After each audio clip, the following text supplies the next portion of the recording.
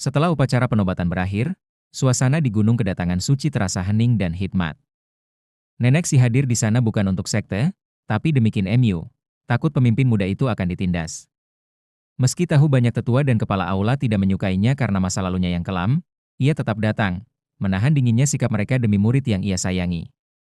Leluhur muda yang bijak menatapnya dengan iba.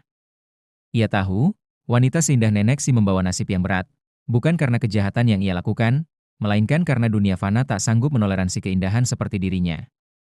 Untuk bertahan, ia harus menyembunyikan wajah dan suara aslinya di balik sosok nenek si. Usai penobatan, leluhur muda memanggil Qin Mu dan mengajaknya berkeliling Gunung Kedatangan Suci, memperkenalkan tempat-tempat suci seperti Panggung Kelupaan dan Paviliun Kedatangan Phoenix, sambil menceritakan sejarah kuno sekte iblis surgawi yang hampir terlupakan.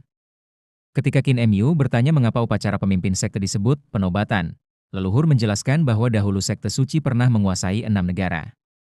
Para kaisar adalah pengikut sekte, dan istilah penobatan menunjukkan bahwa pemimpin sekte setara dengan seorang raja. Mereka terus mendaki hingga tiba di sebuah aula batu sederhana. Di dalamnya hanya ada satu patung orang suci.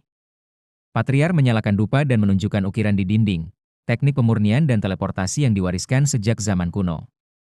Ia menasihati Qin Mu agar tidak menyembunyikan pengetahuan. Semua murid berhak belajar dan memahami teknik sekte sesuai takdir masing-masing. Saat ditanya apa rencana pertamanya sebagai guru sekte suci, Qin Mu menjawab dengan mantap. Ia ingin mendirikan aula ke-361, aula sekolah, membangun sekolah dasar di setiap aula untuk menyebarkan pengetahuan dan jalan kultivasi kepada semua pengikut. Leluhur muda tersenyum bangga. Ide itu revolusioner. Ia menasihati agar Qin Mu belajar mendelegasikan wewenang kepada pelindung kiri dan kanan agar tidak membebani diri sendiri. Namun sebelum berpisah, leluhur muda menegaskan satu hal. Jangan pernah membongkar Gunung Kedatangan Suci. Setiap batu di sini menyimpan rahasia kuno. Qin Mu hanya tersenyum malu, teringat kebiasaannya membongkar segala hal di Imperial College. Leluhur muda menepuk bahunya dan berpamitan. Mereka berjalan menuruni gunung bersama, langkah demi langkah dalam keheningan. Qin Mu merasa berat melepas sosok guru yang telah membimbingnya tumbuh, bukan sebagai murid, melainkan sebagai seorang pemimpin sejati. Di kaki gunung, leluhur muda menoleh dan berkata lembut. Guru sekte suci, cukup sampai sini. Qin Mu menunduk dalam-dalam. Selamat jalan, leluhur.